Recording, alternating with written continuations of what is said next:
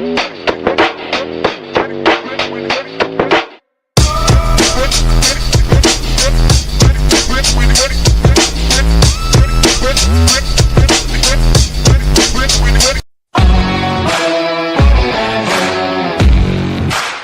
tuned into SEC Sunday Night, part of the Chief Sports Network.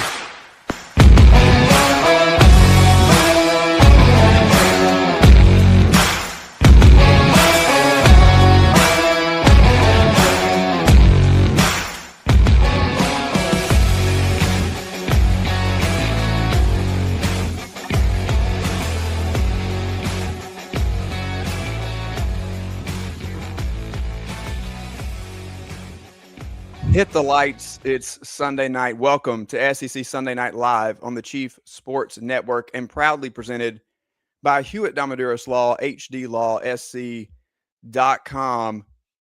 It's family at Hewitt Damaduras Law. They're on your team. Brad and Dean want to talk to you. They want to be a part of your journey, and they want to win you some money. If you have an insurance claim or a dog bite, or you fell down some stairs, any personal injury, really, call them or go to HDLawSC.com. They are on your team, and we are on the SEC's team as we tune in, Craig, to the tournament. First of all, my friend, how's it going? I'm Rob Williams. He is Craig McMichael, as always.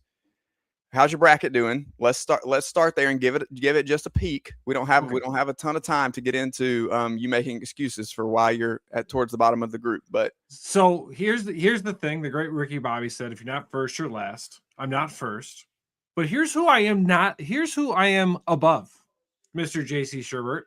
So don't be calling me out, sir, on Friday when I am dead last, because you, sir, are below me. So. Good day to you, sir. I owe you a Chicago dog. The trash talk across shows is here, and if you did not tune in to Inside the Gamecocks, the morning show or the show on Friday, I'll catch you up. Craig was in dead last across the group of is that bad? Of hosts and fans and everybody else. So we're doing great. I'm somewhere in the middle of the pack, but let's talk about scores that actually matter. It's time for our scores around the league. First and foremost, the SEC was 11-4 in the tournament going into today. So 4 opportunities existed today for Kentucky, Florida, Tennessee, Alabama. Kentucky has already lost, and so that'll take it to 11-5. Florida is in quite a battle right now. Tennessee is up by 5 currently towards the end of that game as well. And then we have Alabama coming up in just a few minutes here, Craig. So we will keep our eyes peeled on that, but a pretty good showing for the SEC so far, you know, in a year when everybody wanted to talk about how the league was down. And we said, there's no way it could compete with last year. Historic numbers last year for this league in basketball for any conference. And so it was down relative to last year, but maybe not relative to the rest of the country. What you got? Do we know what time Georgia starts? Because I don't know if they showed up or not Thursday night. It's like a shot at your own beat there. You know what? If the shoe fits, like Kareem Abdul-Jabbar, Robbie Avila, and St. Louis took care of business. That was embarrassing. That was embarrassing. No you had players talking about, well, we just didn't get off the bus when we weren't ready. How the heck are you not ready to get off the bus? You got joked by Ole Miss in the tournament, and then you don't even bother showing up. I mean, that's just sad. And then you had our good friends in Mizzou basically playing a home match, also hurting themselves. So frustrating, disappointing, but I think we're in a pretty good spot. Arkansas, we'll see. We've been hot on Arkansas all year. What they do. A little bit of a struggle with High Point, but got the job done. And Cal has the boys in the Sweet 16 again. So we'll see. Acuff, I think, is still the best player in this tournament remaining, and I'm interested to see if he's going to be enough to carry them. As we look at baseball, a couple of quick notes here. Ole Miss over Kentucky in the series this weekend. Oklahoma gets it done against LSU. Mississippi State sweeps Vandy. Georgia and Texas A&M. Georgia real quick. Shout out to Mississippi State. Another sellout. They now own the top 25 sellout records in the NCAA. So shout out to Hail State. We don't always give them enough love on here. So see, buddy, I'm willing to rip my own beat, but I'm also willing to build a bridge. That's what I do for us. I build bridges here, Rob. All right. I like it. I like it. Florida swept by Alabama. Missouri gets one on Friday night in game 1 against Tennessee, but Tennessee takes the remaining 2 games. And then the Arkansas-South Carolina series is probably the most interesting series to me over the course of the weekend, even though Auburn and Texas was a top 5 matchup.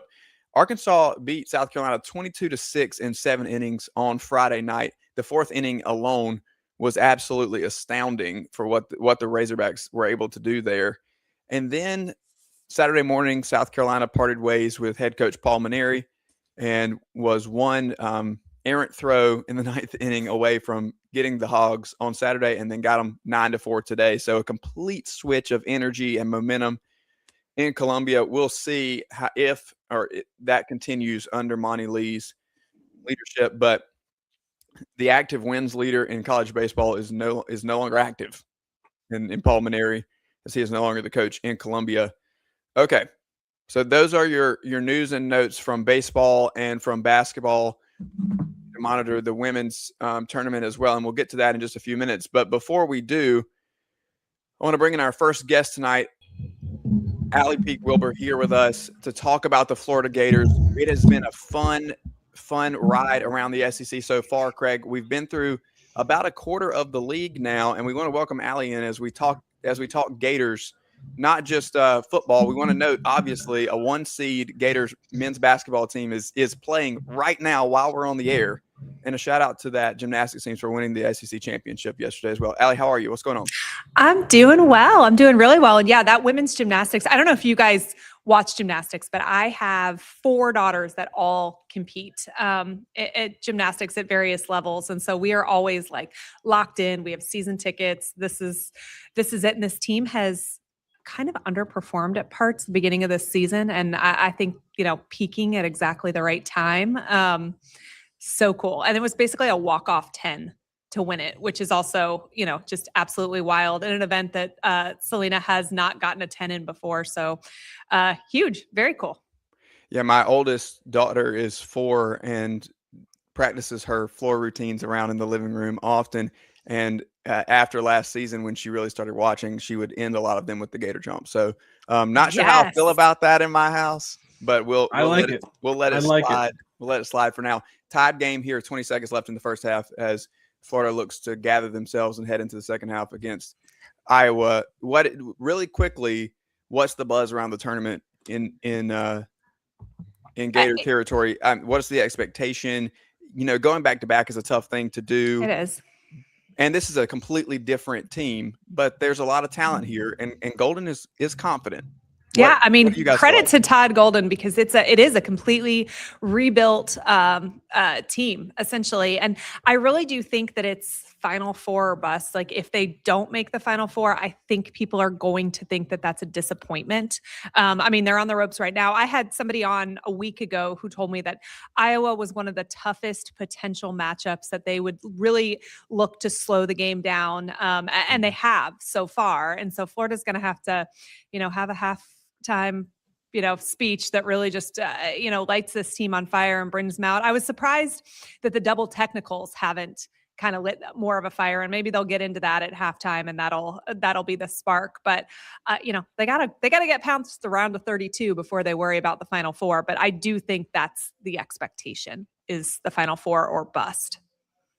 Yeah, it's 33-31 here now as we're officially at halftime. Iowa with the 2-point lead, and we'll continue to monitor that as we're on the air for the rest of the night. But we're here to talk football, because although everything else is important, we know that football is king. Mm-hmm. And you had a conversation with John Summerall just a few weeks ago that we want to get into just a little bit. Great job with that interview. And he said all kind of stuff, right? Like, we got a full display of who he is and what his expectations are. I feel like we were able to, he's really put himself out there with a lot of people, and we've gotten to know him so much. So we have a fun segment that we do here each week with Casey Cregan, the producer of the Message Board Genius podcast, where we read some message boards and kind of laugh at the passion of the SEC fans. And one fan just a couple weeks ago said that they needed to block him from being on any other shows because he's going to lose his voice before the season. So I saw that. I'm pretty sure he eats gravel for breakfast, and that is where this has come from. But every interview I've ever seen dating back years sounds like that. So I'm pretty sure it's not because he went on a little car wash for Florida. But I did find that amusing. When you look at the coaching staff, each week we kind of look at three major concepts with different programs, and with a team like Florida, obviously it's a new group in terms of the staff. So when I asked the question of which coaching staff addition or subtraction do you think is the biggest move here, there's a lot more to choose from than maybe say somebody like a Mississippi State that we talked about a few weeks ago, where there's a couple of changes that are kind of more under the radar. I would love to hear your thoughts on John Summerall in general, but maybe outside of that and outside of Buster Faulkner for the time being, because I know Craig's going to get there. Are there moves that stick out to you on this staff that are maybe head and shoulders above the rest? Like this was a need and he nailed it there. Yeah. I mean, first of all, I think John Summerall is just racking up points left and right with Gator fans. And here's the reality. That counts for about 20% of the equation. 80% of the equation is going to be winning. And you could be the most likable guy in the room, the most down-to-earth guy in the room, the most real guy in the room. And at the end of the day, if you don't win, that's not going to save your job. But I do think that people knowing you is a form of a currency, so to speak. Yep. And so, when the chips are down, which Florida's not going to go undefeated next year, there will be losses. I do think having a little bit of, love from the fan base pays off. They feel like they know you. It's a lot harder to get mad at Allie's dad than it is, Coach Peak, who I've never had a conversation with. And I think that's kind of a key difference between him and Coach Napier. Nobody got to get closer than an arm's length to Coach Napier. Nobody knew anything about him. And it did make it easier to be okay with him leaving. There was no real love lost there. It was somebody we never got to know. And I think Summerall's doing that differently. As far as hires go, and I will preface this with, I am completely biased, but Phil Troutwine, I think, is probably the most pivotal hire for assistants. He played with my husband in college. They won a national title in 2006. Phil won one in 2008 as well. My husband was gone at that point. But I am a huge fan of bringing back former players when it makes sense. And I think it makes sense in Phil's case. He was one of the best offensive line coaches in the entire country. This isn't just throwing a former player a bone. This is a guy who's incredibly good at his job. And Florida has been basically mediocre to bad offensive line for more than a decade, probably at this point. They haven't landed a 5-star. It's probably been 10 years. When I think back to really good offensive lines, I'm literally thinking back to 2008. It's been a very long time. And that's been a big part of Florida's issues. So I think getting him, a guy that knows what the standard is because he played for the last 2 national title teams, was smart. And then from there, Jonathan Galante, special teams. I don't know how much you know about me, but special teams is my bag. I have been so frustrated the last 4 years. We couldn't even get the right number of men on the field. Like, somebody sent me a shirt that said, we sometimes almost always have 11 men on the field. And it's literally the case. Like, there is less games in Billy Napier's tenure where he had the correct number of men on the field for every down of the game than there were games where he had at least one time where they sent the wrong men out. They did not have a special teams coach or a strength coach or somebody who was responsible for counting the number of men that would go out on the field during game day, which is, if you know anything about special teams, a complete oddity. They practiced it at the end of practice. Guys didn't want to play it, and more importantly, weren't forced to play it. And it was just a complete train wreck. But it's a third of the game. And if you're not going to be great on offense and defense, which Florida hasn't been the last 4 years, sure as hell better be good on special teams. And we weren't good there either. So this is a welcome change. And I think that's the biggest thing I've seen from Coach Summerall from the time he's been there. One, he's very personable. You did a great job with that interview.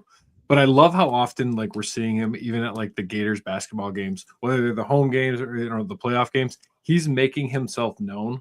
Where like, even as a guy who covers Georgia, like, there's some excitement about, like, what's going on with the Gators.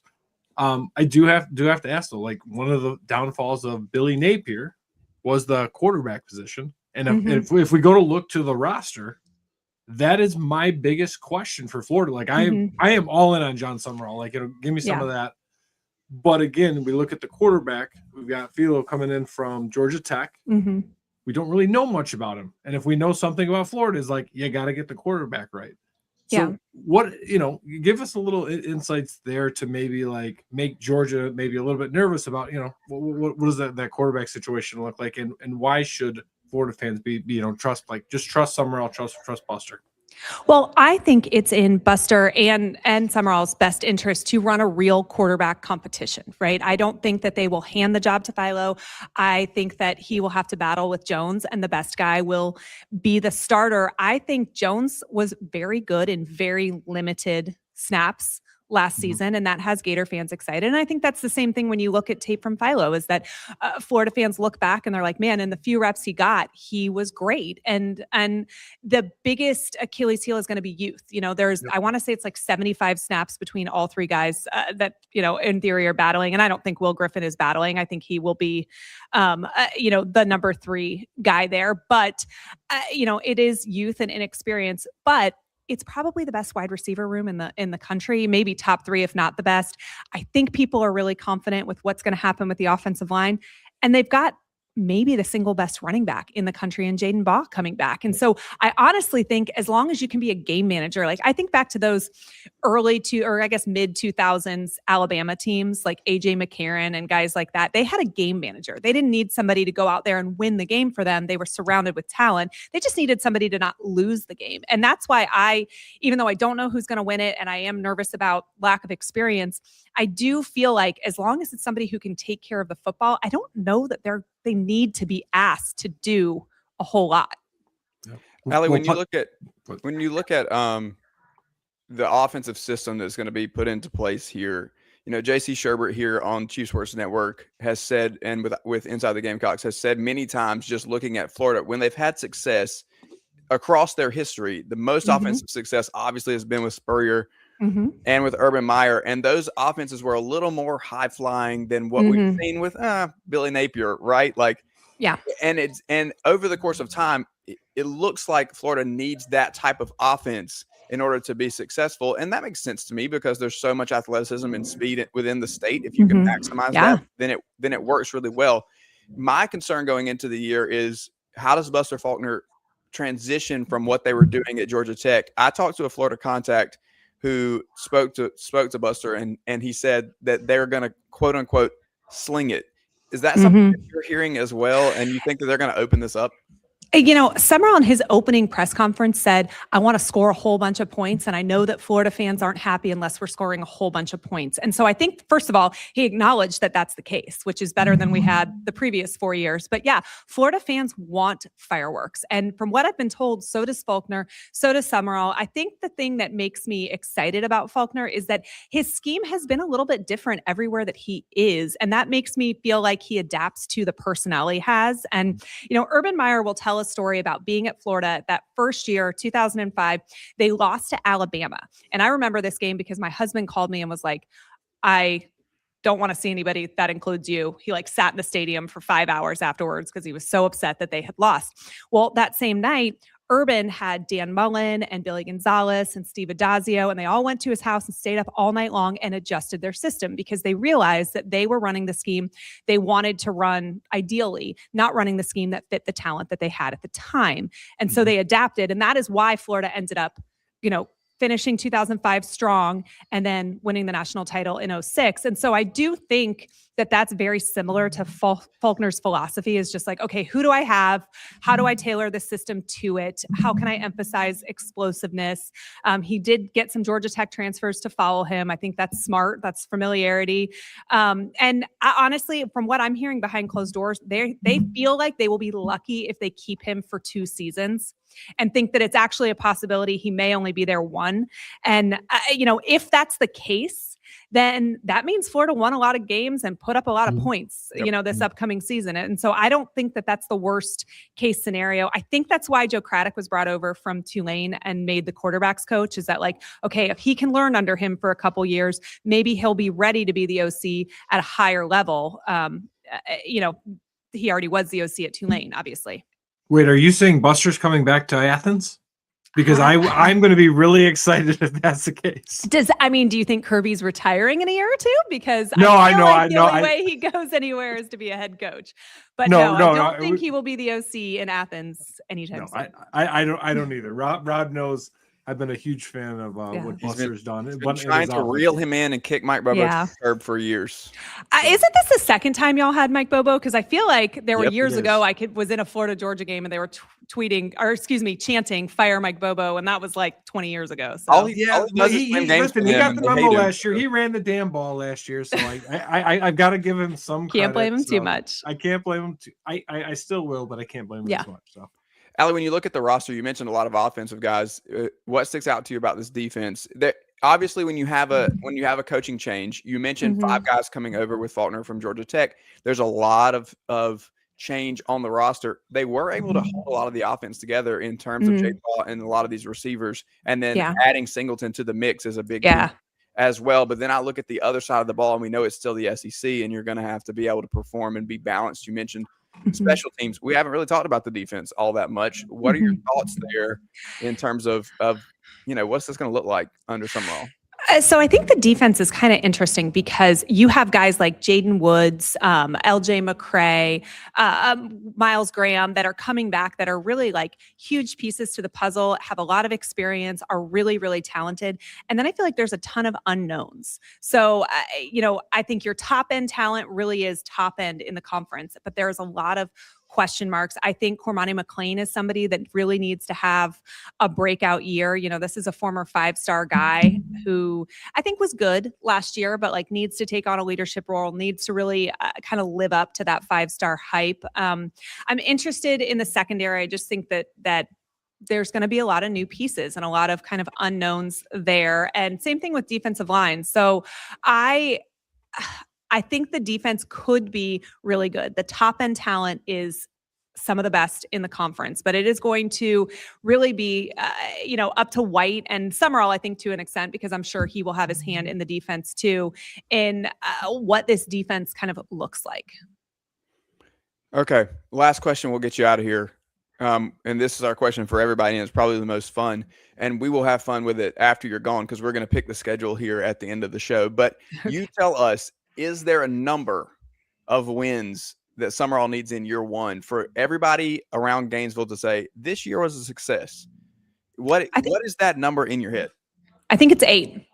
And I think that's doable. When you look at what the schedule is, it's easier than it's been the last couple of years. You're facing some teams with either new coaches or new pieces or both.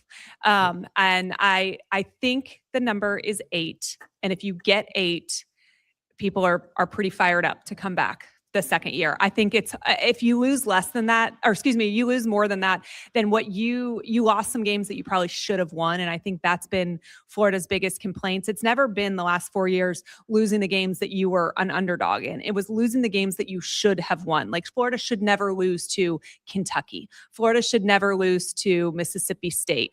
Florida should never lose to USF. Like there are just things that have happened the last few years that I don't feel like we were prepared for, and you shouldn't drop those games. And I think that's going to be the big thing. You look at the toss-ups, like Florida loses to Oklahoma. I don't think anybody's like, man, damn, how dare you lose to Oklahoma? Even like an Ole Miss, you lose to Ole Miss, nobody's going to say anything. Now you lose to Florida State, who is like on life support, it's a problem. If you, you lose to FAU, God forbid, at the beginning of the year or something like that, it's a problem. But really, if you win the games you're supposed to win, you should win at least 8. And I think he's gold at that point. It's a good number. That's a good number. I like that number. Yeah, he's foreshadowing. I've seen his pick. All right, Ali, thanks so much for being with us. Thank you, Ali. We appreciate you. No problem, guys. This was fun. Thanks for having me. Absolutely. Thanks. You have a great night. Thanks, you too.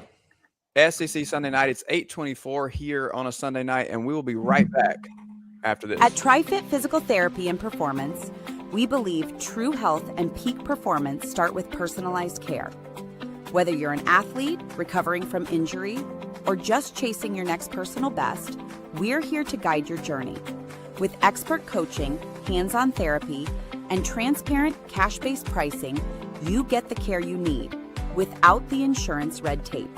One client drove 100 miles just to see us, and said it was worth every mile.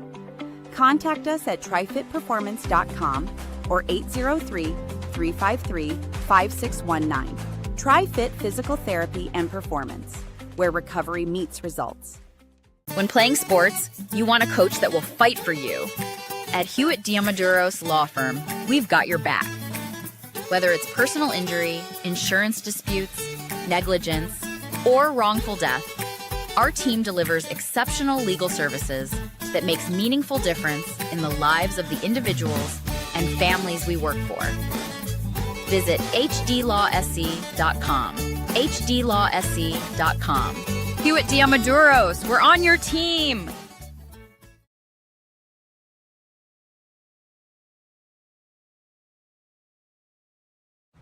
This is SEC Sunday Night, part of the Chief Sports Network.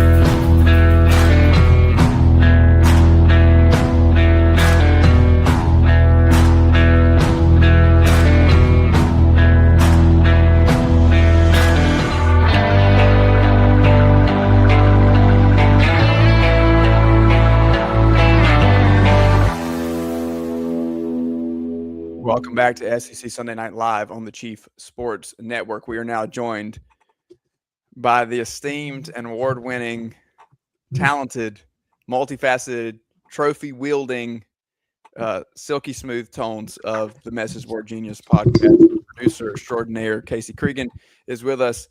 His mic is apparently not. So thank you for moving that over so that we can hear you when you talk. I would make a note here that Tennessee is up 2 with about 30 seconds left in the ball game, and we're looking to see the ball goes out of bounds, and it will be Tennessee ball up 73-71 over Virginia with 27.6 seconds remaining. We're in official review. Somebody text who's and check on him as we get ready. He's fine. Casey. He's good. Very I'm relaxed. so torn. I got to be honest. I am so torn. Everyone and their mother knows, because anyone within earshot knows that Rick Barnes is one of my favorite humans, let alone basketball coaches on the planet. And Who's is one of my dear friends. So I don't know who to root for here. Ricky B might go on to see weekend number 2. I mean, Well, that's not the problem. It's good getting for the league, past. boys. I know. It's good for the league. All right, Casey. We've got quite a few here for you tonight, so let's just jump in. And as always, Craig has thrown in something that's out of the SEC. What are you talking about? I would not do that. It was all Casey. Annoying. All right, I'm going to start with Auburn because we've had so much with them. He's making me earn my trophies over here. MBG says, and the award for lamest fan base in college sports goes to, drum roll please, Auburn.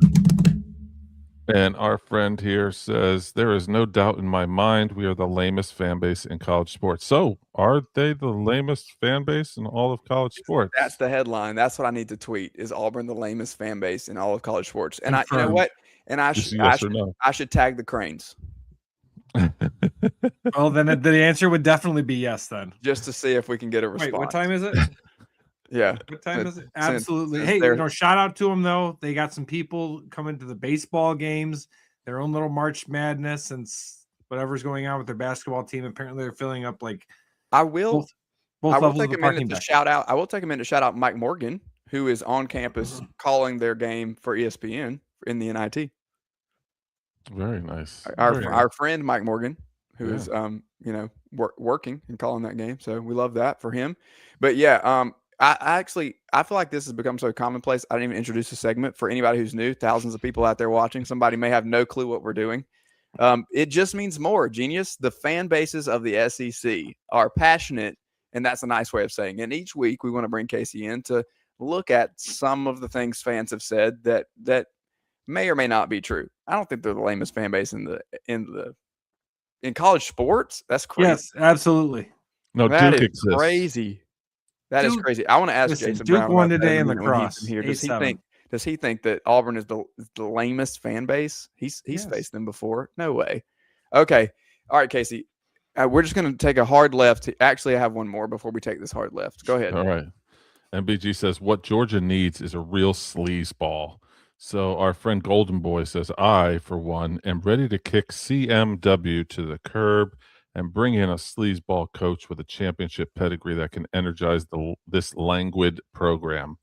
He says, I mean, big time college athletics ain't Sunday school class anymore. You know, I had a question here before you guys dissect this one. Was college athletics a Sunday school class before? That was exactly my thought. That was Right? exactly my thought. When was it? When has it not been a little sleazy at some level? Never at Georgia. Georgia does things the right way, Rob. Get I outta don't know here. what you're doing in South Carolina or what you guys are doing in Clemson. Georgia is doing it the right way. Kirby Smart is there preaching patience, defensive driving, and he's just looking for that out of their basketball program. I have to ask my English major here though.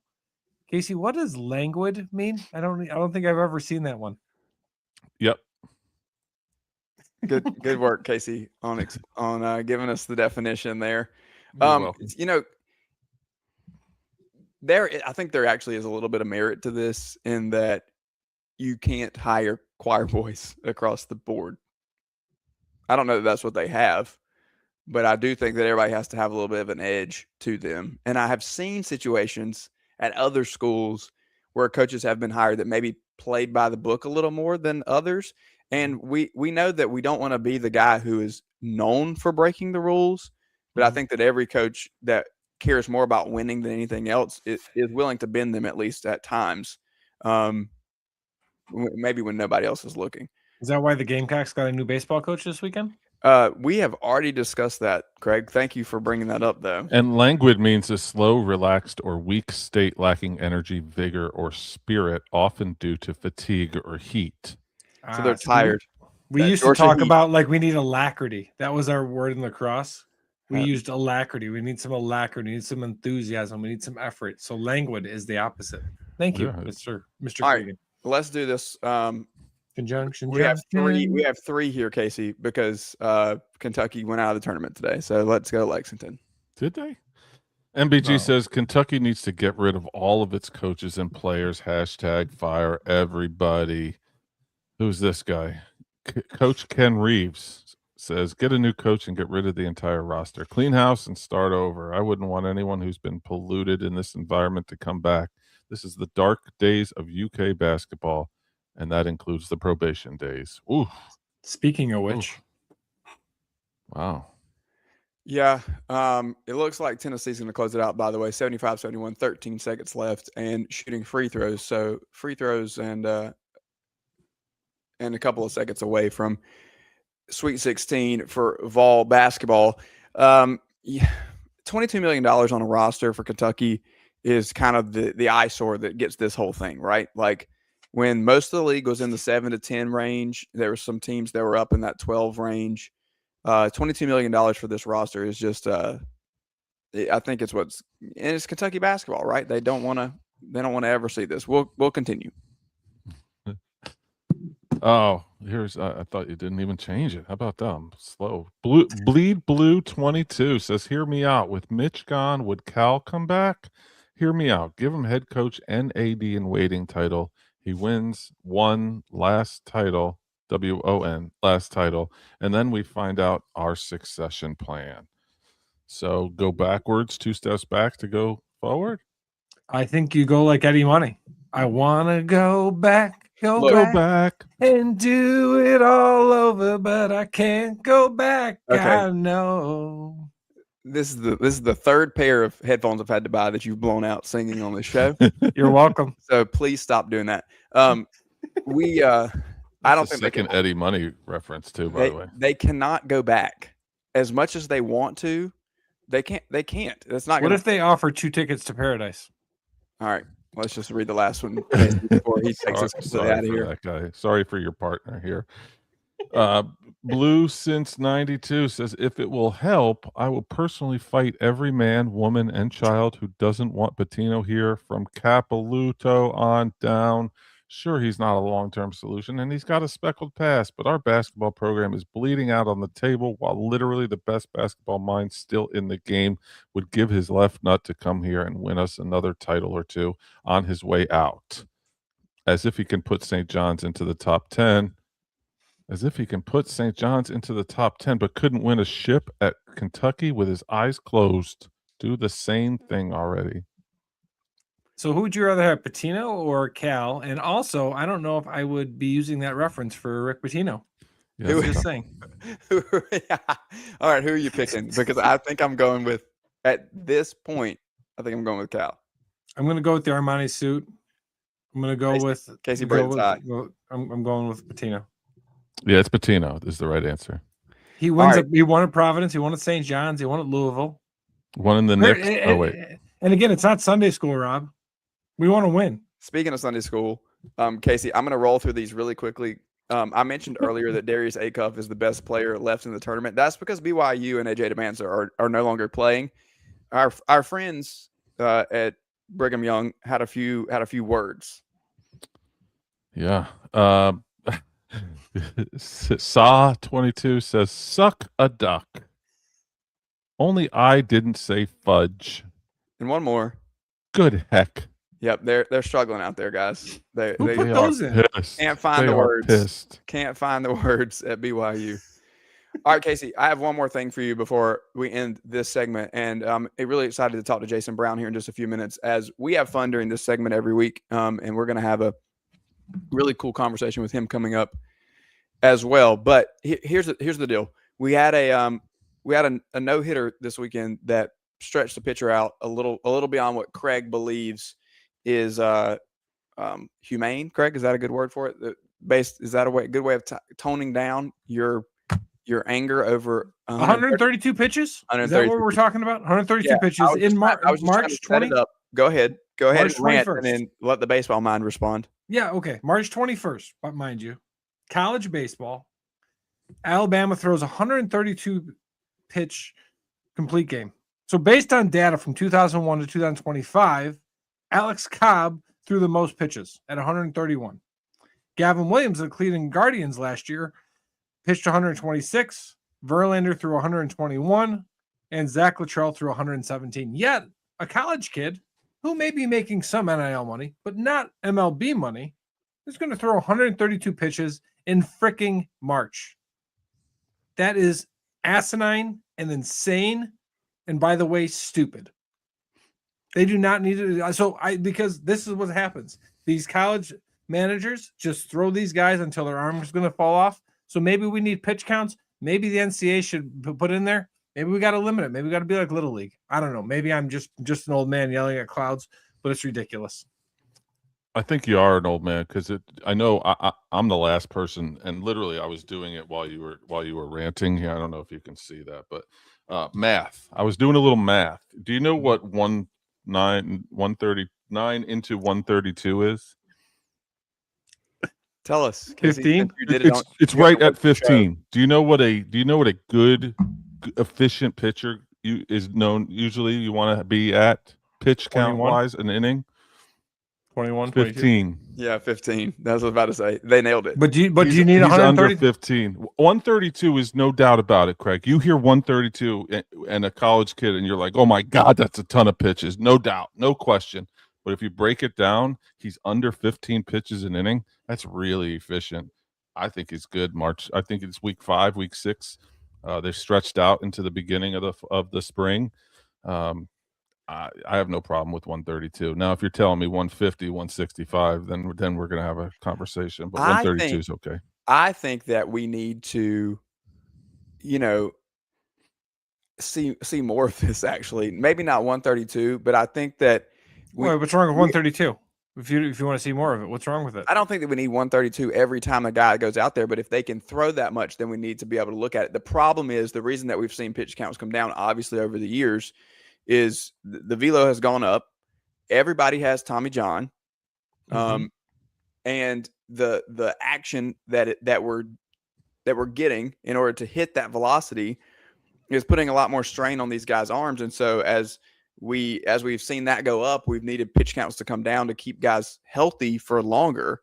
But if we can figure out a way for guys to do it safely, I think that there is something to be said for letting guys extend and push out a little bit like that. It gives me a little bit of an old school feel. And I think that there was some grit in the early 2000s when guys were throwing that many pitches and going out there and putting their junk on the table to go win it for their team that we kind of miss out on now because everybody has TJ when they're like freaking 17.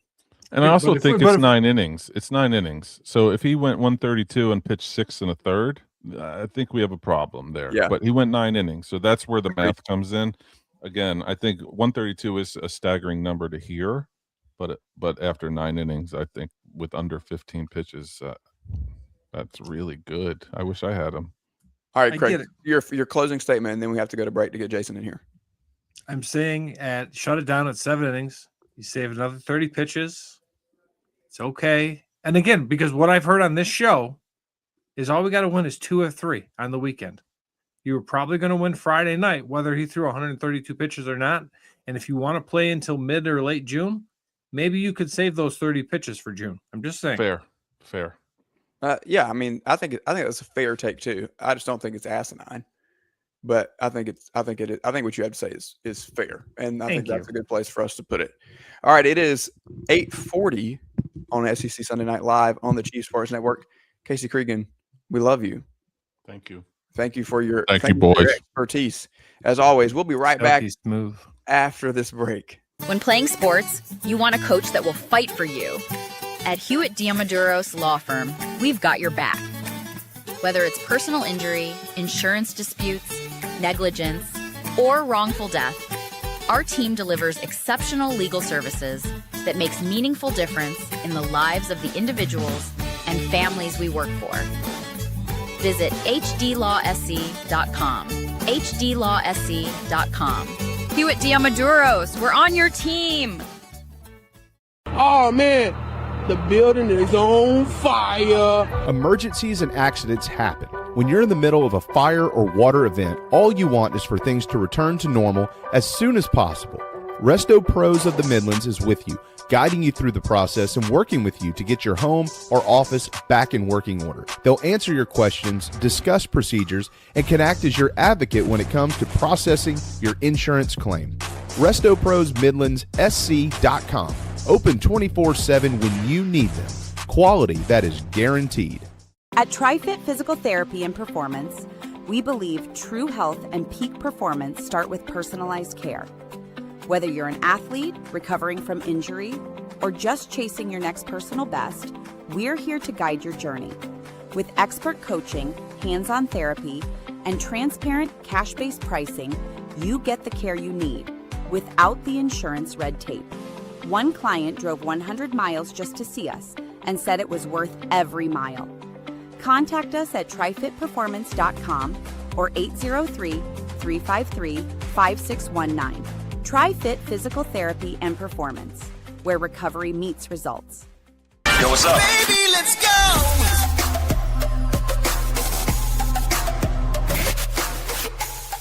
This is SEC Sunday night on the Chiefs Sports Network.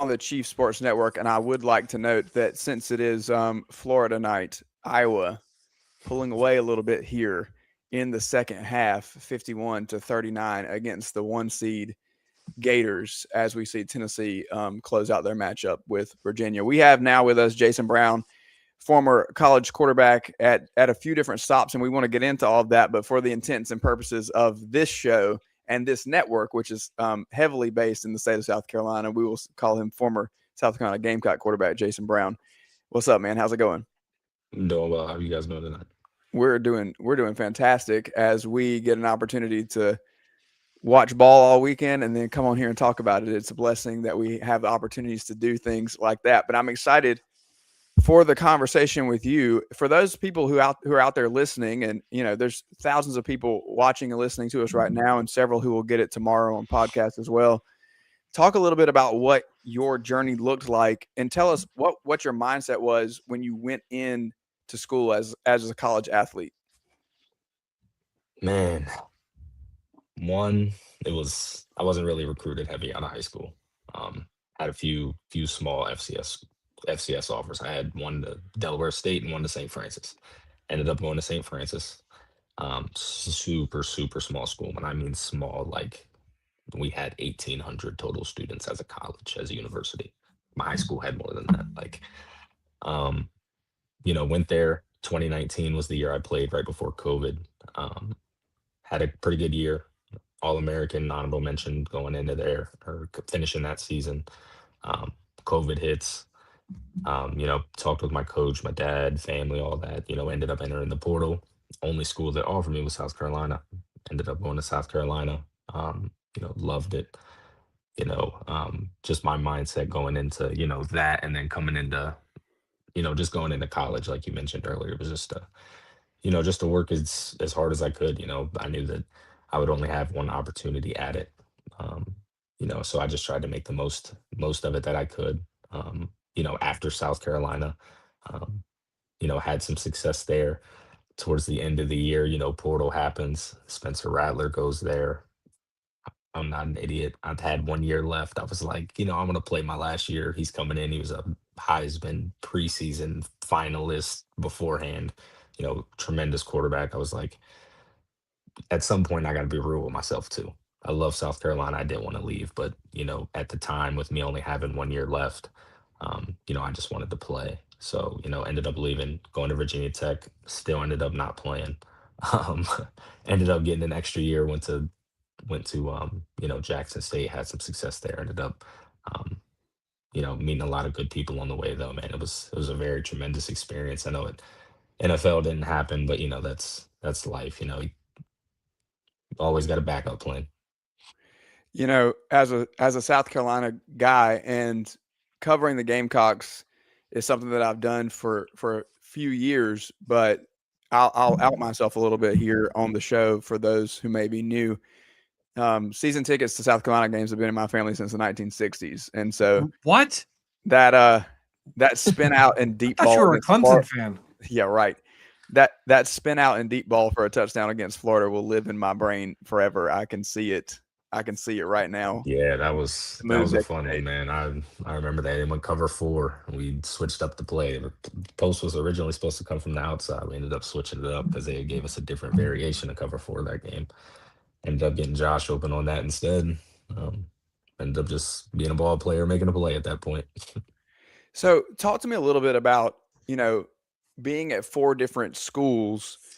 You have a unique perspective to be able to bring in what, the differences are at different levels, but also with different staffs, with different conferences, even at the Power 4 level.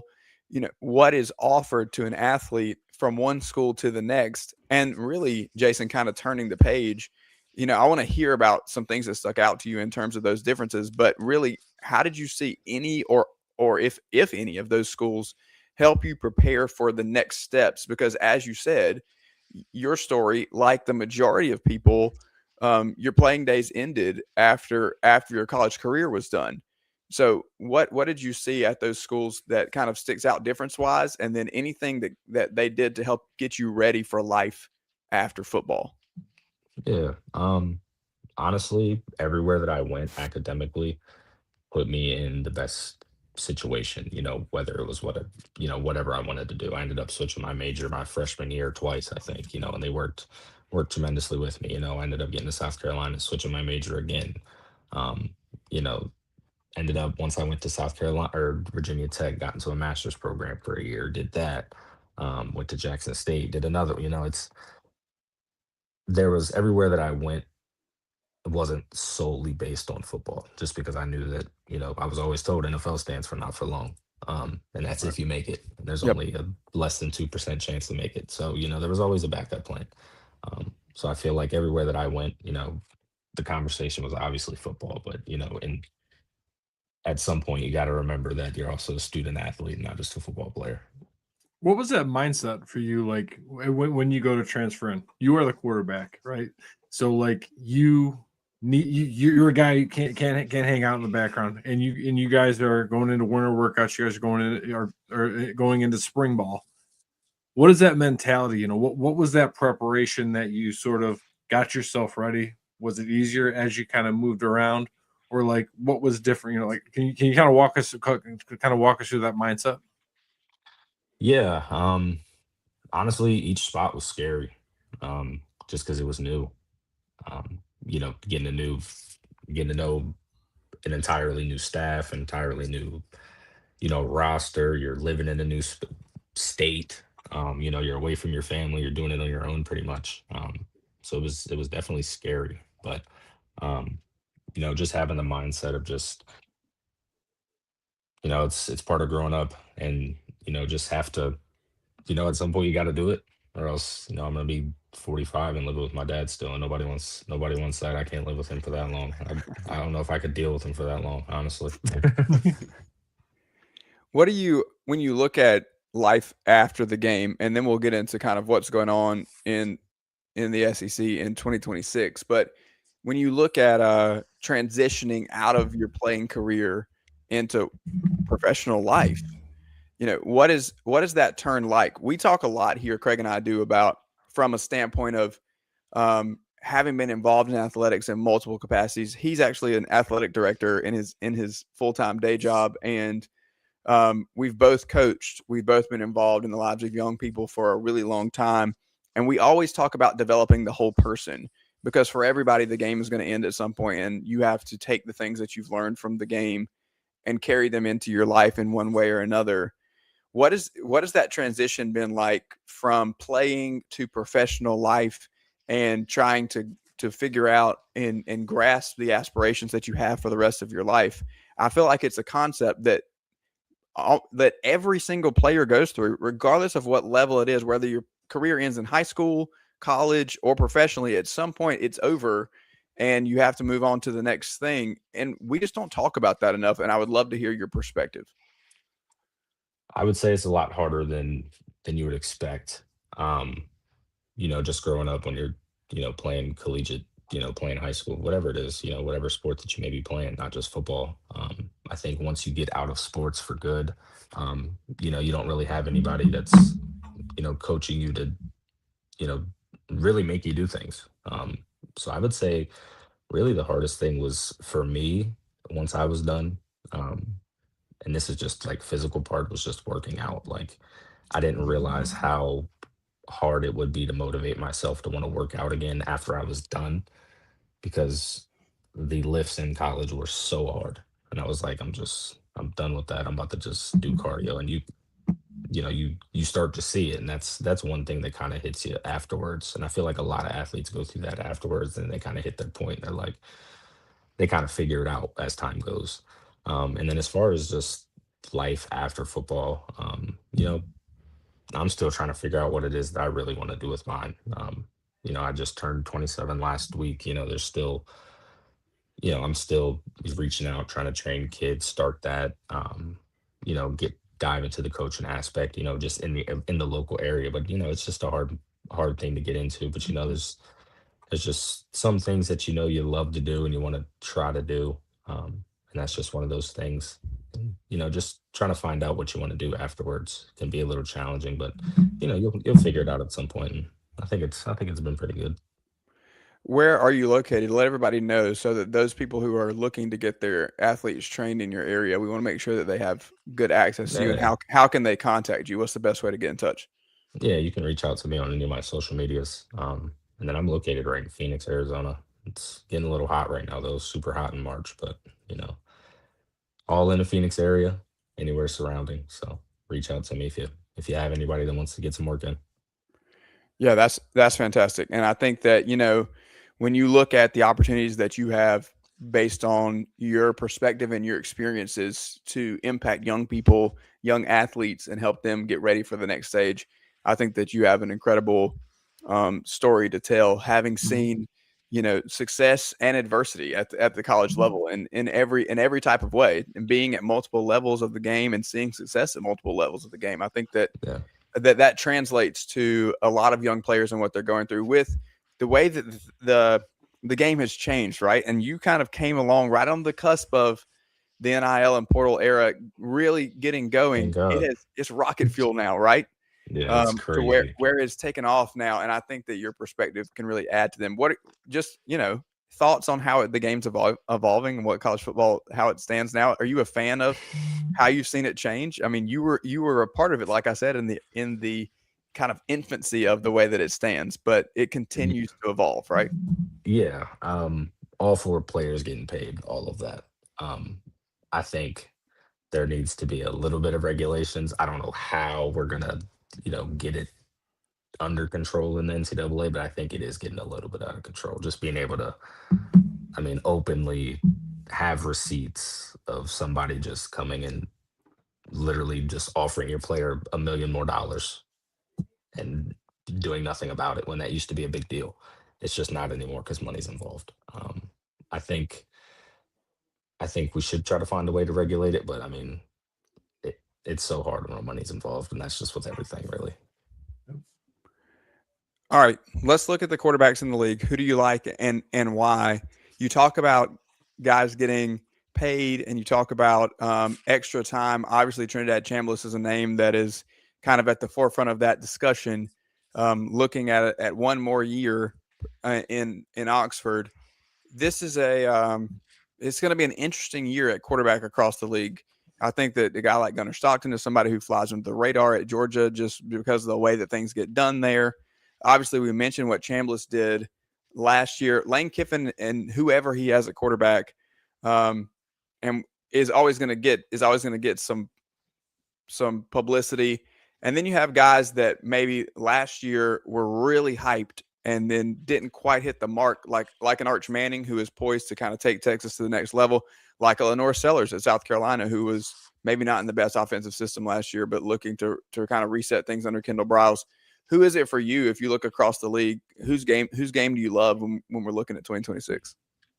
I would say there's two, and I'd say you just mentioned them. I'd say one, obviously, Lenore's, one maybe in a South Carolina guy, and then one just watching him.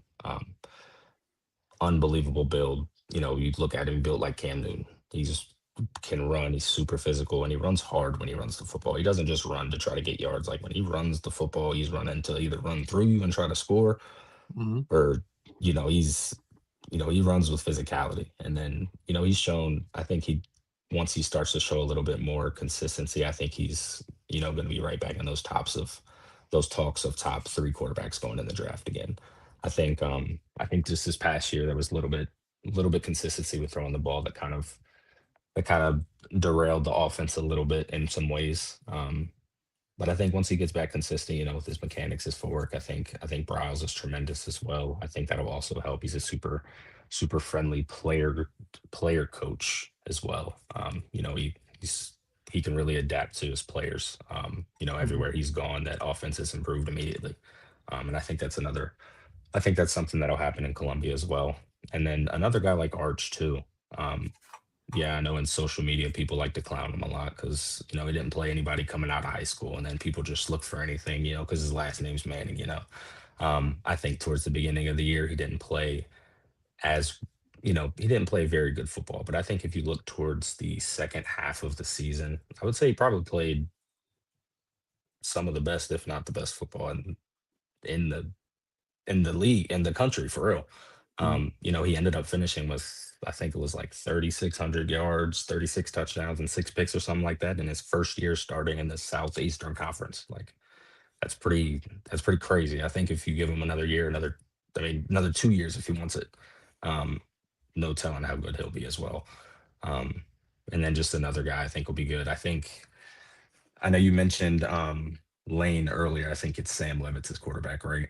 I think that's another guy. Yep. It's just LSU always has dogs on defense, skill positions. They always just need a quarterback.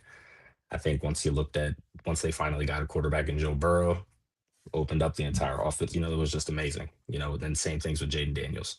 I think in Levitt's freshman year, he showed signs of that, of something, what he could be. I think last year, he was hurt on and off, struggled a little bit, but I think in Baton Rouge, he's going to have a lot of talent around him where he's not going to have to feel like he's going to be a superhero. I think it's good. I think he's going to surprise a lot of people too. I think that's a great point. And we've kind of been hesitant on Sam Levitt just based on what we saw out of him last year. But While I don't think he's Joe Burrow or Jaden Daniels, the pieces around him, yeah, they're loaded. It's a $40 million roster, right? There's a ton of talent.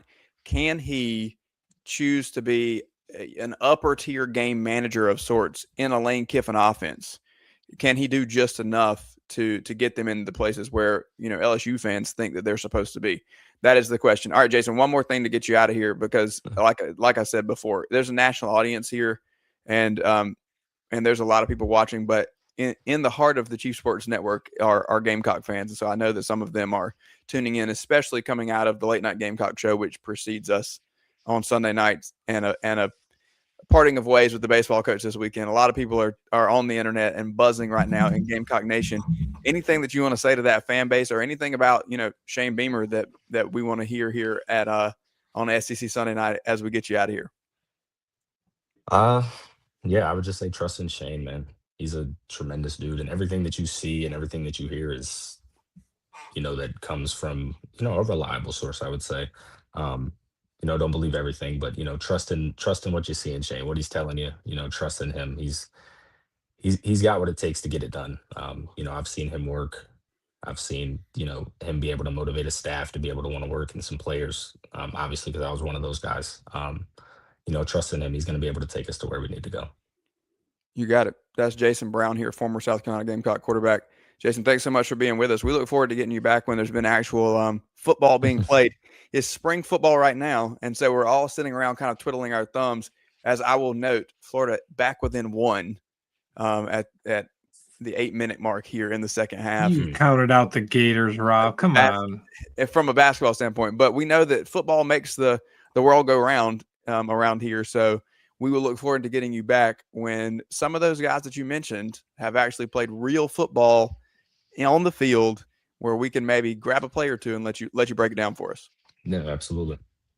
Thanks a lot. That's Jason Brown here with us on SEC Sunday Night. We'll be back in just a second, where Craig and I will pick Florida's schedule.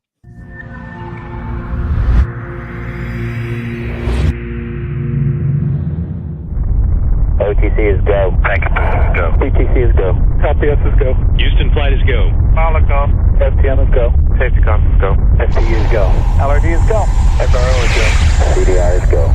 Launch director, NTD, our launch team is ready to proceed at this time. It's SEC Sunday Night, presented by Hewitt Diamodoris. Visit hdlawsc.com. It's go time.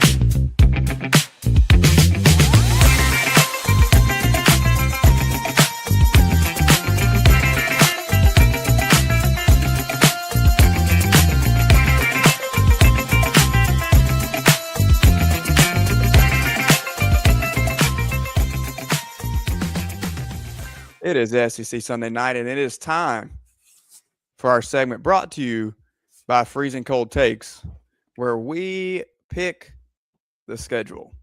We're going to tee it up here, ladies and gents. We're going to tee it up. These are the Florida Gators picks. And Craig, I would just like to say, you doubted me, my friend. You doubted me. You doubted me. And here we are on schedule. It's 9:03. 9:03. Get out of here. It's 9:03, not 9 o'clock. We are here. All right. You want to kick us off? You want me to get us going? We got a couple of easy ones to start off with. Okay, so we'll Can we just talk about that for a second? Like, I wanted to ask Ali about that. But like, we've traded USF and Miami for FAU and Campbell the last 2 years. Yep. Oh, I tell you, old Billy Boy and James Madison probably would have loved to have FAU and Campbell instead of USF and Miami. I've got John Summerall starting with 2 wins. Yeah, I do too. And that's what I was going to say. I think that we can start off confidently saying 2 wins here with FAU and Campbell. So Florida's starting 2-0. Then it gets a little interesting, Craig. Then we have a stretch of Auburn, Ole Miss, and Mizzou. Yep. And I will say here, I have 3 losses. I'm not revealing anything new by saying that I think they're going to lose to Auburn, because we covered Auburn last week and I already picked that game, right? So I have them losing to Auburn. You have them beating Auburn. I do. Which we already knew. Now the other 2, is something interesting. Ole Miss and Mizzou, I've got losses on both of those. Your thoughts on that span of 3 games? So first question I have to ask is ESPN put that Auburn Florida game. Is that a night game?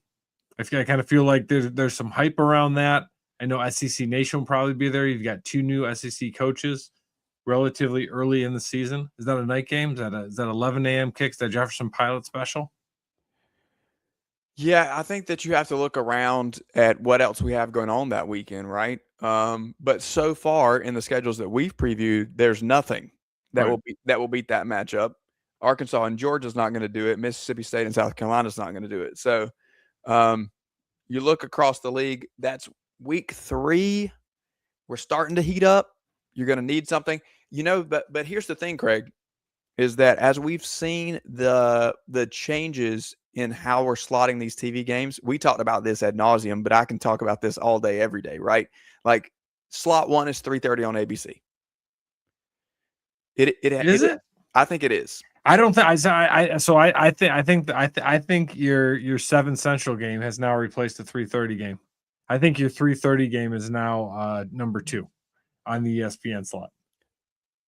Is that in your, like, from your viewing perspective? Or are you saying you think ESPN is viewing it as ESPN is viewing that way? I think they want to put the prime SEC game at night.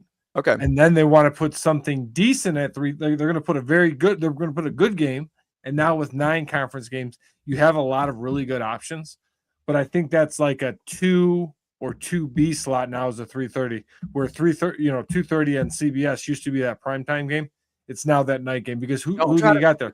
Don't try to switch up your time zone in the middle of talking about it when you've said 3:30 multiple times and then you just switched it to 2:30. Don't use facts to ruin a good argument. Don't use facts to ruin a good argument. No, but you look at it because Herb Street and Fowler are always there, almost always there at the night game, outside of like Red River. Yep. They're there, and to be honest, like that's what's going to lead the dog on this one. So to me, like that's going to be that game, and they always have a really good, usually a 6:30 Central kick. Usually a pretty good appetizer, just like a 2A 2B game. So okay, and I still have Florida winning this one close. Yeah, and I think that the other thing I was going to say is that the noon slot has become the clear 3. Because noon on ABC is now because of the switch over, and it's no longer CBS, because now we're on the ESPN family of networks in terms of the SEC contract in full. Yep. That I think that you have the 7 and the 3:30, 1 and 2. We can argue back and forth, but noon has become the clear 3. Well, they want the button or the remote to go on ABC at noon. And stay and not go off until 11 o'clock at night. Yep. And just keeping it. And honestly, it's kind of working. And that I think that then makes the 7:30 or whatever 6:30 ESPN game at night, whatever time it is, 7, 7:30, 8, whatever it slots in, has now become the 4 slot. Yep. Okay. So we have Auburn as a disagreement, but then we both have them losing to Ole Miss and Mizzou. Is that correct? Yeah, that is correct. Even though we know what happened 2 years ago when Ole Miss went to the Swamp, but yes, I think they're going to lose that one. All right, week 6, they're hosting South Carolina, and we've already picked this game, so there's not a whole lot of mystery and intrigue here. Did you skip Missouri? I thought I said Ole Miss and Missouri that we had losses on both of those, right? Oh yeah, we do have. I am so sorry. I need to listen better. I need to be a better listener for you. Okay. Gamecocks come to town.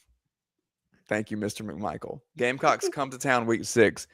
I have the Gators winning that game. Homecoming for the Gators. Homecoming, South Carolina coming to town. I've got the Gators with the big win here. Okay, so then they have to go to Texas, and I think this is where we see things start to shift again a little bit. And to be honest with you, Craig, as we look at this, if they start 2-0 and then they go on a 3-game skid, there's a chance that we have a different outcome with that South Carolina-Florida game where we both picked them to beat South Carolina. But if Florida is on a 2 or 3-game losing streak and the Gamecocks come in hot, which, by the way, I'll remind you, South Carolina's schedule leading up to that game Kent State, Towson, Mississippi State at home, at Alabama, and then Kentucky at home, you could have easily a 4-1 Gamecocks team there. The confidence has been a theme around Columbia this weekend with the baseball team. I'm sticking to my guns here, and we both say Florida's going to win that game. At the Swamp, it's interesting. Year one under Summerall and Buster Faulkner, but confidence could play a factor if one team is riding on some wins and the other one is on a skid. Speaking of skids, here comes a few. At Texas, I'm going with the Horns. You? Hook 'em, baby. Arch takes care of business. We're going to reveal some things about ourselves before we get to those big boy schedules of teams that were really good last year and have high expectations this year. A bye week will allow them to breathe, and then the cocktail party against Georgia is right after that. Your thoughts there about the Dogs? Looking forward to my Azalea cocktail with the Masters 2 weeks around, and the Gators will need a cocktail after this one because I have the Dogs winning that one. I do as well. Gators may need a cocktail after this nail biter of a basketball game, but they have taken the lead up 2 with 5 minutes remaining in the game. So when it seemed like things were slipping, Todd Golden and his national championship confidence have boosted this Gators team back in front of Iowa as they are looking to extend the lead here with approaching 4 minutes left in the game. Okay.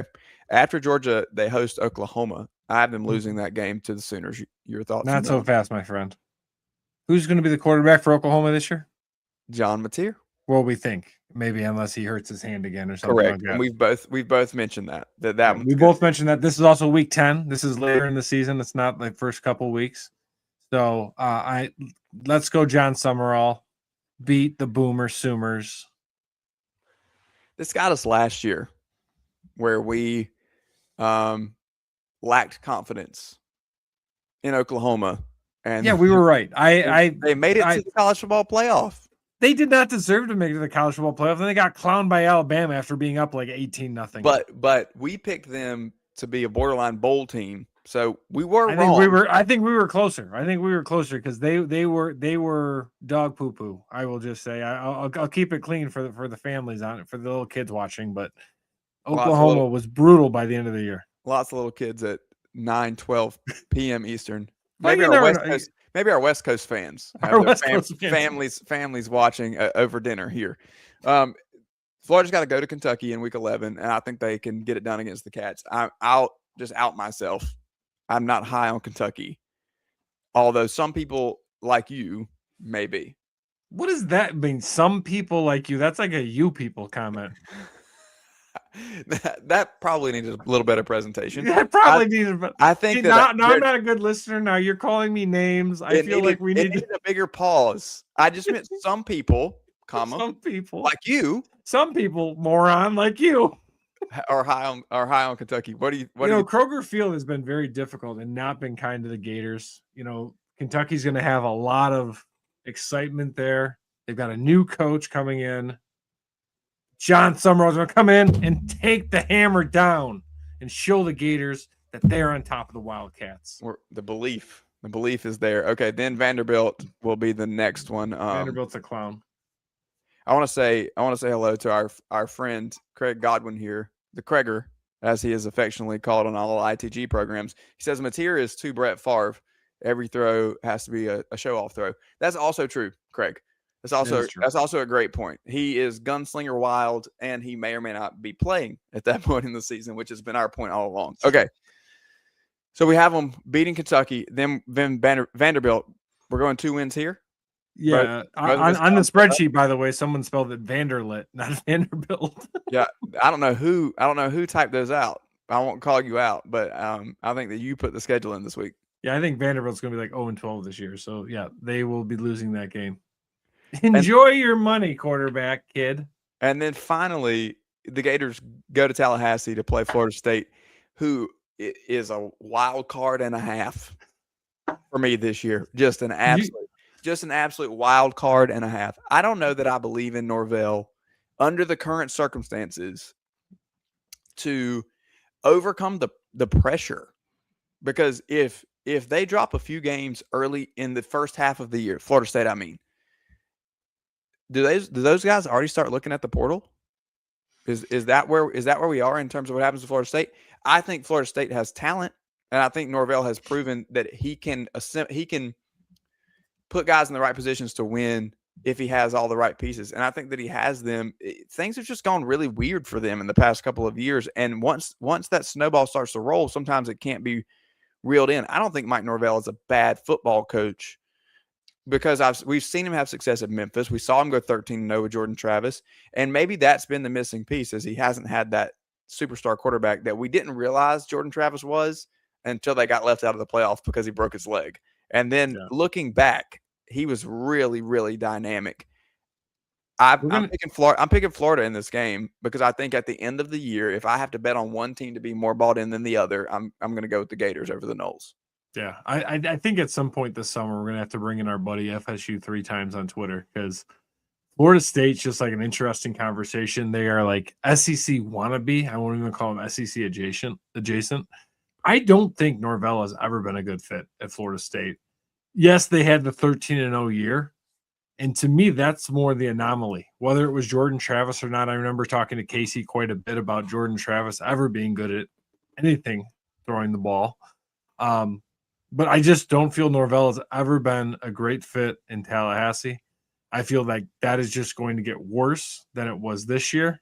And again, I'm going with the Fighting John Summeralls to come in to Doak Walker and silence the war chant. Okay, so I have Florida at 6-6, which would not meet Ali's minimum number. You have them hitting it on the head at 8-4. Winner, chicken dinner. Allie and I did not go together on those picks. We had, she was not looking at my board when she saw that. We totally were separate on that one. So it'll be interesting, I think, to see how we wrap some of this up, because everybody that we've talked to in terms of where does this team need to be to define success? My favorite question, shout out to Andy Staples and friend of the show, Ari Wasserman, who we love so dearly, who send him a Christmas card. Are using that phrase, defining success, that we've been using to make our way around the SEC here in the spring. The expectations, Craig, are relatively high everywhere that we've stopped so far. Okay, and we're in the bottom. We're in the bottom rung. When we've asked this question, we've gotten high expectations just about everywhere. Higher than where we have these teams falling. I don't know that we've had a single team yet that we have hitting the mark of where the media member that we had on said they needed to be. Until today. That's true. And you know what, Craig? Last week, we both ended up some kind of way high on Auburn again. So maybe we would have been there. The world may never know. We'll call Blaine. Hugh's gone, so maybe we feel better. Find out. Maybe we feel. Nah, I'm not calling them. Nope. All right. Won't answer. This one last thing before we get out of here tonight. As we watch the NCAA tournament, Florida and Iowa tied at 66, 3 minutes and 23 seconds left, and Thomas Houck is at the line and delivers to put the Gators up 1. Lots of fun stuff happening this weekend, Craig. I don't know about your situation and how you've been watching or what you've been watching, and we'll leave lacrosse out of one episode perhaps. But Thursday, already talked about it earlier with Duke. Thursday at noon, I was setting up at 11, I was setting up my second screen in the living room to have it set for the entirety of the weekend, so that I could do one full screen and one quad box, and bumped it and knocked it over, broke the screen. Rookie move. Had to go get another TV for my second screen. Good news is we're able to upgrade and have a little bit of a bigger second screen. So that was a happy accident. But I just love to watch this tournament because of all the craziness. And yes, I love the upsets, and I love brackets, and I love competing, and I love the fact that, my bracket has done okay, and your bracket has found its way out of the basement, and high five JC on over JC's bracket. Take it, Sherbert. But I don't know that there's anything that pulls me in more than just the crazy finishes. Some people would say, though, Craig, that it's the Cinderella stories. You pointed out a couple of articles, one from Dan Wolken, and we want to look at both of those here now. Asking the question about Cinderellas: Are they dead? Is it over, or has the landscape just shifted to create a different path for the Cinderella? Your thoughts from both of those articles as they kind of present opposing viewpoints here in the NCAA tournament. So I don't think either one said that Cinderellas are truly dead, but they've talked about how the landscape of college basketball has made Cinderella more difficult. Dan Wolken did an excellent job. He talked about how conference realignment has really impacted, and he had a really good example in his article. He said 4 years ago in 2022, we had one of the craziest tournaments ever. Here were the Ken Pom averages. 15 seeds were 140, 14 was 134, 13 seeds 83, 12 seeds were 61. In that tournament, the 15 seed won a first-round game, 2 12s won a first round, and the 4 through 13 games were decided by a total of 18 points. Contrast that with this season, it's a totally different story. The 15 seeds now, Ken Pom rating, has gone from 140 to 179. The 14s are from 142. They were down from 134. The 13 seed went from 83 to 113, and the 12 seed went from 61 to 76. So those Ken Pom ratings talk about, like where those rankings are. And because of conference realignment, not only at the SEC and the Big Ten level, but also at those mid-major levels, it started to widen the gap out a little bit. And I thought that was interesting. Jeff Eisenberg did a really good job talking about how NIL and the transfer portal have impacted these mid-majors. The teams like Butler that we used to know about, Gonzaga that we used to look at and we used to cheer for, they were good because, like Miami this year, they were an old roster. They were like Indiana. They had an older roster. They were able to dominate those one and dones. But now you have SEC coaches going to, a tournament where Queens College is playing and they're sitting right behind the bench and they're basically, wearing their jersey. It's like they're scouting a high school game. And it's made it, really difficult. And they're talking about how NIL and the transfer portal, where it's really difficult for a mid-major to keep that core together to make it more, to really make it so that they're an older team. And I think that is the interesting part, is that both of these guys have really good points. These guys are better journalists than I could even think about, have done really good research. And it's just made Cinderella more difficult. We love Cinderella, as Rob's always said. We love Cinderella week 1, not as much week 2, week 3, but we love Cinderella week 1. But we've seen the task of Cinderella become much more difficult. There's been so much high point love over the last few weeks because they're a 12 seed. But they also have their fancy dining rooms and all that stuff. And I think that's the interesting part. Cinderella's not dead, but that shoe is getting harder and harder to find.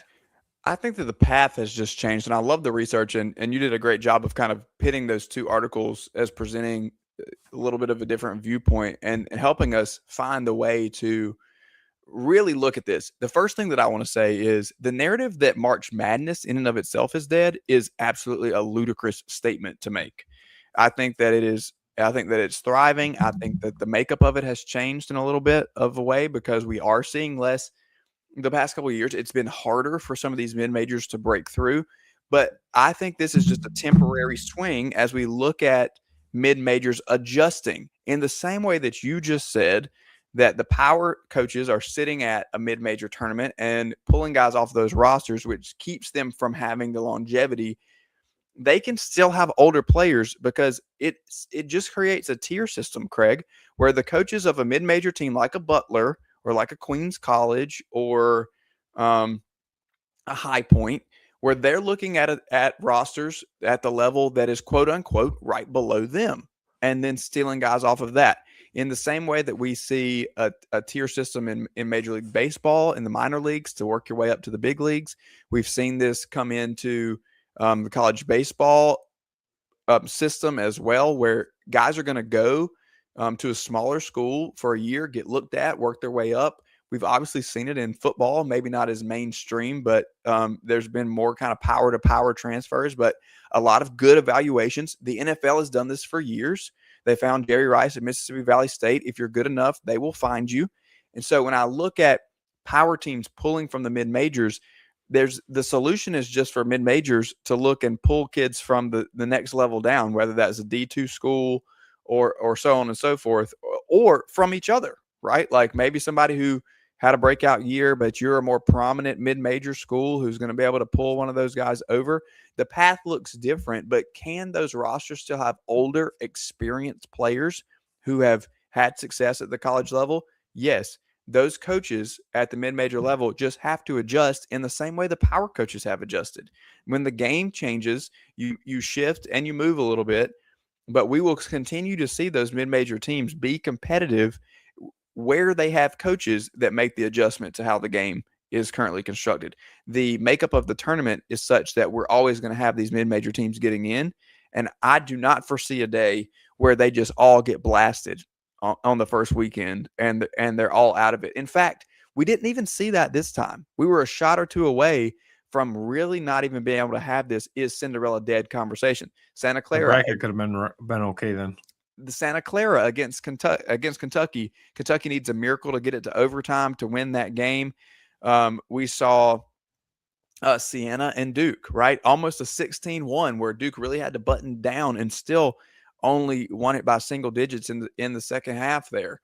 Obviously, High Point made the run and got it done in the first game, and then took Arkansas absolutely to the wire in the next game. I can go on and on. There's 4 or 5 different examples here where teams were able to throw a really good punch, and there's a shot or two somewhere in that last quarter of the game that caused it to separate and then get to free throws, and you end up having an 8 to 10 to 12 point differential at the end. But if teams are able to hit shots on the final 5 or 6 possessions, 4 out of 5, 5 out of 6 of those last possessions, instead of 2 or 3 out of those last 5 or 6 possessions, then you're going to see a little bit more madness. Shots just didn't fall for some of these schools in the way they needed them to, and that's okay. That doesn't mean Cinderellas are dead. It just means things kind of are leaning in the way of the power teams right now. But I think that pendulum continues to swing back and forth, and we will find balance on the scales in years to come. There it is. My balance. Love it. All right, Craig. We are coming to the end of our time here on SEC Sunday Night, but I want to point out to everybody, Florida is up 71-70 against Iowa with 8.9 seconds remaining in the basketball game. Iowa with a drive and a foul. And boom goes the dynamite. On the rebound. Florida now at the line. So Isaiah Brown, 75% free throw shooter with the ability to make this a 3-point game. He cannot connect on the first free throw. Craig, you know, as you look at the first couple of rounds here, and I'm going to stay on the air for the next 60 seconds while this game finishes up. The SEC has been impressive. Does this quiet the narrative that the league was down this year? I think it comes down. I think it comes down to champions. If Florida or Arkansas and the league can repeat as national champions, I think it'll quiet the narrative. But just like in football, where you've had 3 Big Ten teams, Ohio State, Michigan, and Indiana win national championships, you have to win the national championship. And I know that, you know, there's been disagreement over that. But at the end of the day, it's all about the trophies. And that's what's going to matter the most. I'm going to actually push back a little bit, and I'm going to say that it's going to matter from round to round. I think if you have a substantial number of Sweet 16 teams, and then you don't have everybody get chopped at one point.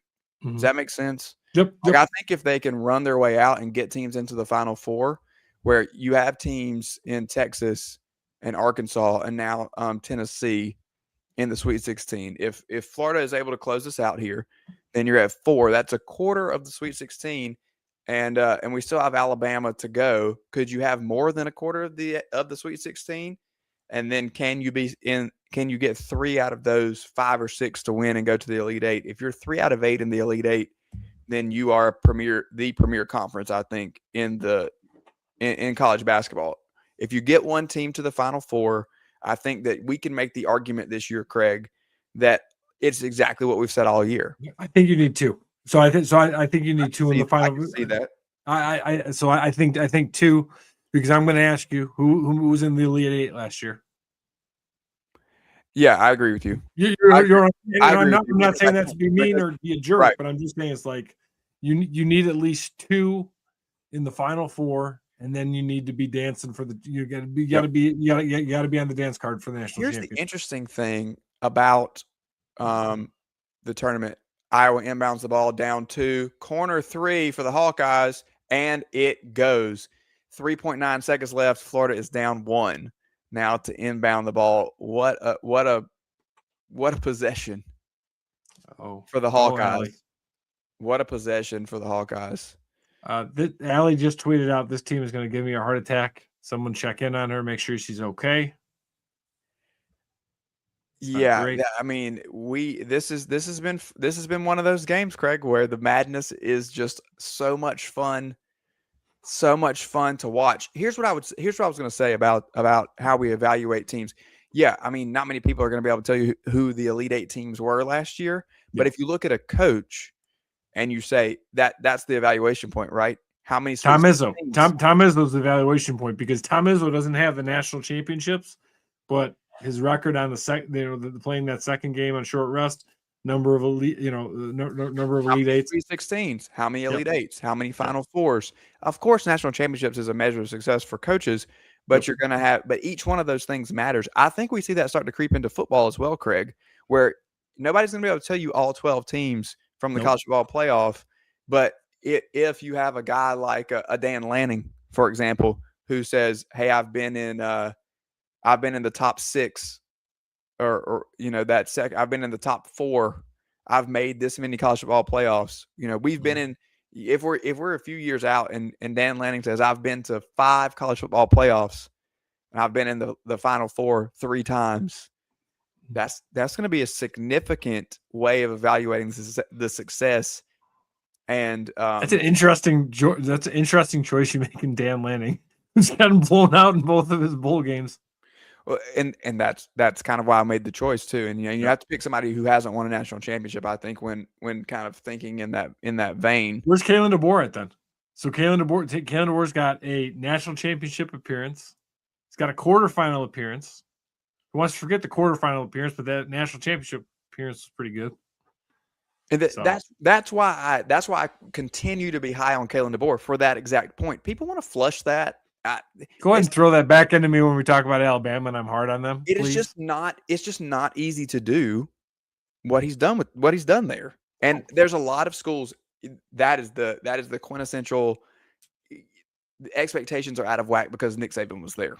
Yep. There's a lot. Most other schools in the SEC would take that track record, to include Texas and LSU right now, considering where they've been the past couple of years. And we're seeing Sark pull even in that, right? But Sark's right there. Sark's been to the semis two out of the last 3 years. I think that's important. But again, I think you also look at what's the narrative around the SEC. 2 years now, you haven't won a national championship. You weren't even playing for a national championship. So to me, that's why I look at that barometer. The Final Four is kind of is that idea of playing for it. All right, here we go. They've put a little extra time on the clock. 4. Come on, give us your best play-by-play. 4.5 seconds.